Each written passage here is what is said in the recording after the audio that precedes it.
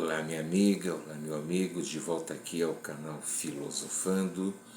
Hoje vamos comentar um pouco a respeito de um caso que até hoje é comentado, até hoje é citado, e eu gostaria de dizer que sobre esse caso Rota 66, para que eu pudesse fazer esse vídeo, eu procurei ouvir e ler todos os lados, tanto a parte das vítimas como a parte dos acusados, a parte da imprensa, dos familiares, amigos, enfim, procurei ver todos os lados para poder ser o mais correto.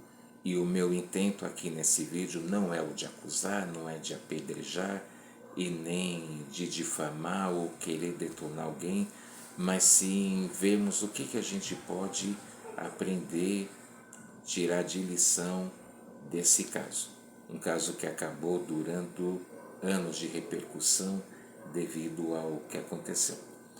O caso Rota 66, ele aconteceu no dia 23 de abril de 1975, ou seja, nesse ano fez 50 anos já, meio século. E por que esse caso é tão comentado, virou livro, virou até mesmo alguns vídeos, e por que nós vamos comentar ele? Os envolvidos nesse caso são os 3 rapazes que morreram no Fusca Azul: Francisco Nogueira Noronha, o Chiquinho, que só tinha 17 anos e era o motorista do carro, José Augusto Diniz Junqueira, o Gugu, que na época tinha 19 anos, e Carlos Inácio Rodrigues Medeiros, o Pâncio, que era o mais velho, tinha 22 anos. E vamos falar um pouco de cada um deles. Chiquinho, pelo que eu pude estudar e conferir, até mesmo o livro do Caco Barcelos fala que ele era um jovem problemático, já tinha sido internado devido a problema com droga, ele abandonou o estudo na 5ª série, e era um típico jovem rebelde de classe alta que tinha pai rico, que ganhava tudo o que queria, viagens, passeios, dinheiro para gastar, e não se importava com a vida, queria só saber de curtir. Ele usava maconha e tinha um carro, porque ele costumava pegar o carro da mãe dele para sair com os amigos, até que ela sugeriu que ele ganhasse um carro, mesmo sendo menor de idade, ele, e sem habilitação, obviamente, acabou sendo dono proprietário de um veículo. Gugu era um jovem vindo lá do interior, era estudante de faculdade, aparentemente era o menos problemático dos 3, mas acabou envolvido nesse episódio. E Pancho, que era espanhol e talvez tinha um sangue quente, e ele adorava a encrenca. O caso teve o início por uma briga que aconteceu, no caso dele, Pancho, com Roberto de Carvalho Veras, no Clube Paulistano. Talvez você conheça ou já tenha ido lá ou mesmo frequentado. Deixa aí no comentário. E a partir daí é que começa já a contradição desse caso, porque uns comentaram que eles, depois dessa briga, os rapazes foram lá furtar o toca-fitas, lembrando que um toca-fitas naquela época, que não existia CD, não existia a media player, e claro, nem a internet, um toca-fitas naquela época custava muito caro, talvez por causa de uma dívida, não sei. Já outros falaram que eles foram apenas pegar por um lance de curtição. Mas, gente, vamos levar em conta que isso aconteceu já de madrugada. E naquela época, em São Paulo, 50 anos atrás, não se fazia o calor que se faz agora. São Paulo realmente era conhecida como a terra da garoa, Os cariocas, por exemplo, criticavam muito porque São Paulo, além de não ter praia, fazia muito frio, enfim. E aí que começou a confusão. Eles invadiram a casa para poder roubar esse toca-fitas. Ou uns falam que é por contradição, como se diz, que foi por curtição, outro para um acerto de contas. Mas e aí, o que é que você acha? Deixa nos comentários. E isso ocorreu de madrugada, como falaram, e a cena acabou sendo flagrada por um carro da Rota, que significa Rondas Ostensivas Tobias de Aguiar, que foi um policial e que criou essa polícia da Rota, que muitos a temem até hoje, durante a época do regime militar.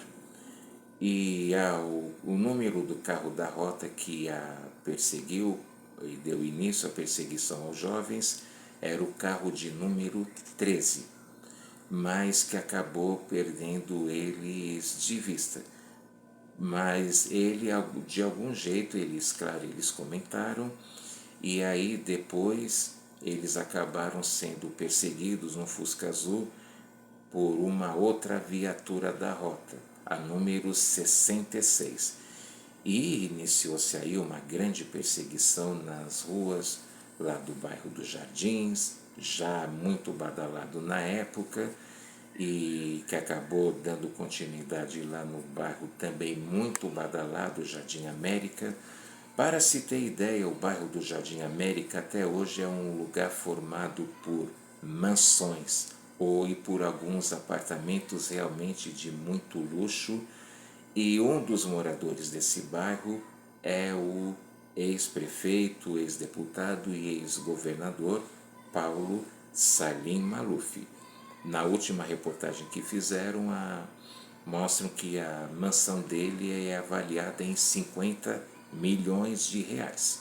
Então, para você ter ideia, o nível econômico das pessoas que moram nesse local.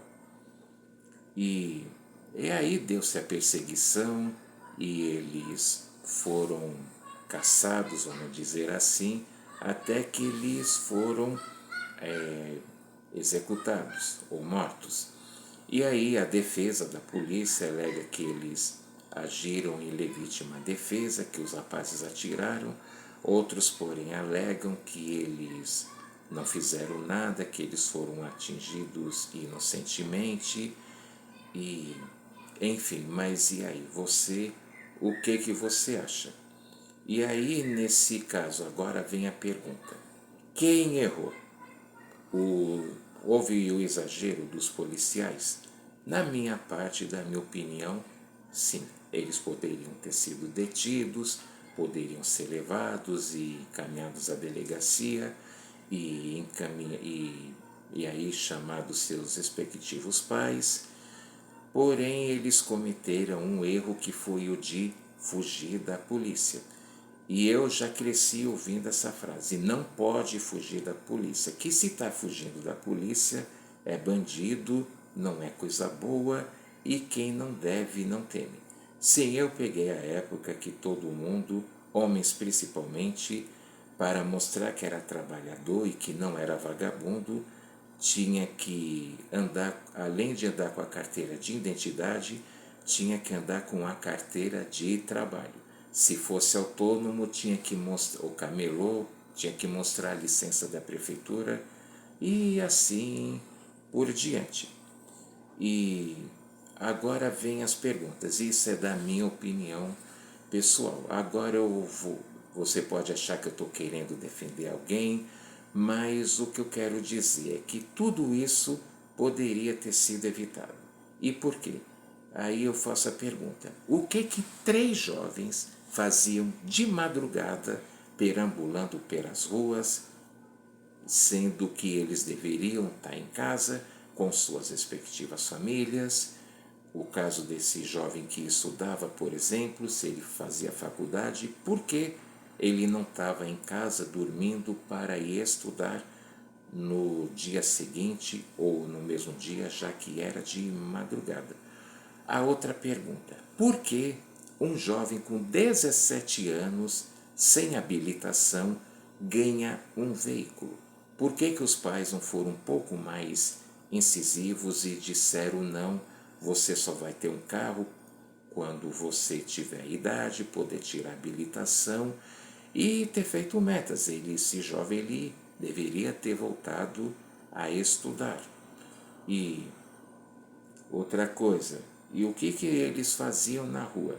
Porque se tiveram, não podiam, se realmente foi um caso de devolução, um acerto de contas, por que não procurou esse rapaz, o Pancho, que falam que foi o acusado, né, tal, da briga, que teve que separar lá no clube, porque ele não procurou outra maneira? Então, você que está me assistindo, está entendendo o que eu quero dizer? Do mesmo jeito que eu já vi casos de jovens que acabaram morrendo tragicamente, eu sempre comento por que esse jovem não estava dentro de casa com seus respectivos pais, com suas respectivas famílias, e por que eles não tinham uma ocupação, mesmo sendo filhos de rico. Porque é filho de rico, vai ficar aí perambulando pelas ruas sem mais nem menos, só curtindo, usando maconha, bebendo e caramba, é complicado, você concorda comigo? E porque eu já falei, por que um jovem de 17 anos tinha um carro? Deixa aí no seu comentário o que você pensa a respeito disso. A outra coisa que eu gostaria de comentar, você pode estar, se eu li o livro do Caco Barcelos, sim, eu li o livro Rota 66, que ele intitula A História da Polícia que Mata. Só que uma coisa me deixa curioso, como ele, Caco Barcelos, que é um jornalista famoso e tal, como que ele conseguiu saber tantos detalhes do que aconteceu naquela madrugada, como ele consegue narrar como se ele tivesse feito o roteiro de um filme. Como ele conseguiu tanta informação, como parecia até que ele estava lá, que ele assistiu tudo e daí ele pôde tirar as próprias conclusões. Tá? Não estou questionando a qualidade do livro nem o caráter desse jornalista, mas como ele pôde saber tanta coisa.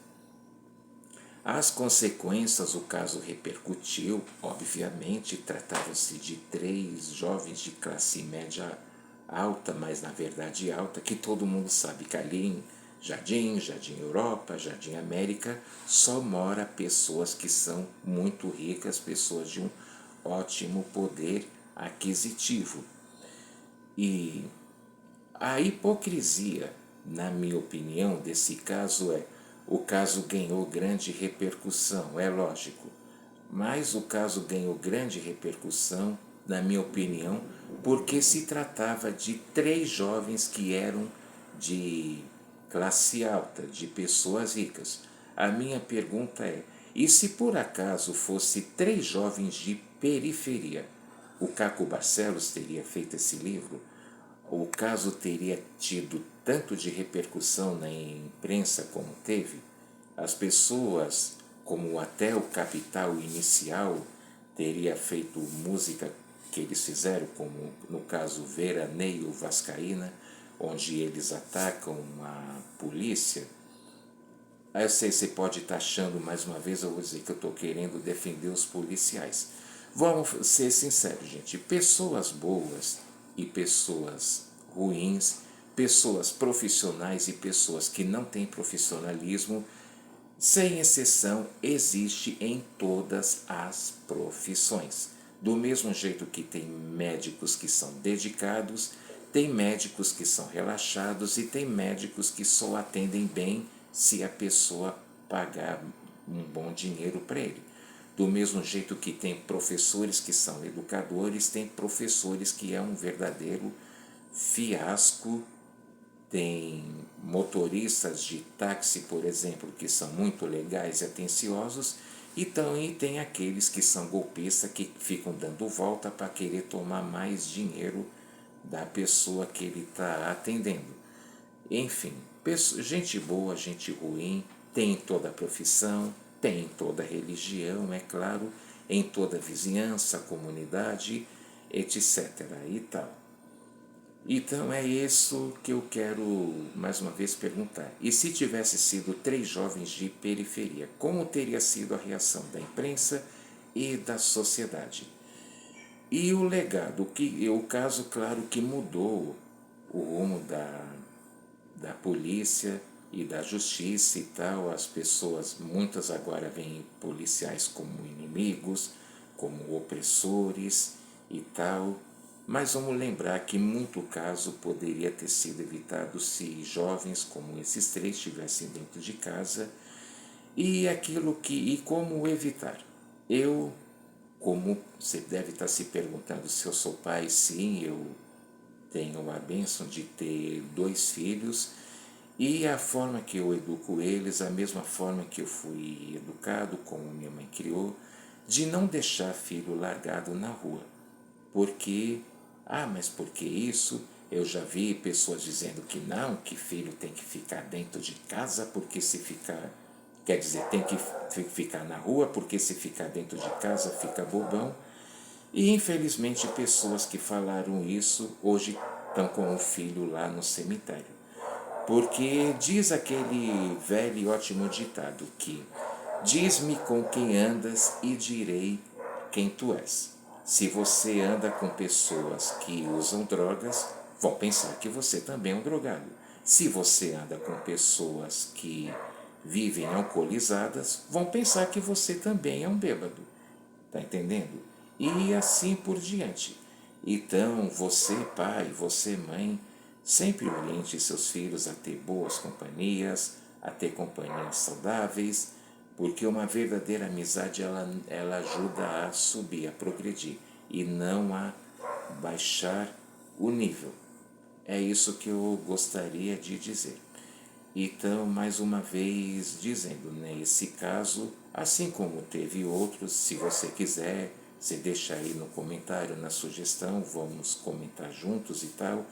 E mais uma vez dizendo, o meu intento não é detonar ninguém, mas o meu intento é a gente poder entender e poder compreender e saber que tragédias podem ser evitadas. Caso como eu desses jovens poderia ter sido evitado. E o que você pensa? Deixa aí não esqueça de deixar seu like, de se inscrever no canal e de fazer o seu comentário, ok? Muito obrigado, até a próxima e um ótimo ano novo para você e para sua família. Tchau.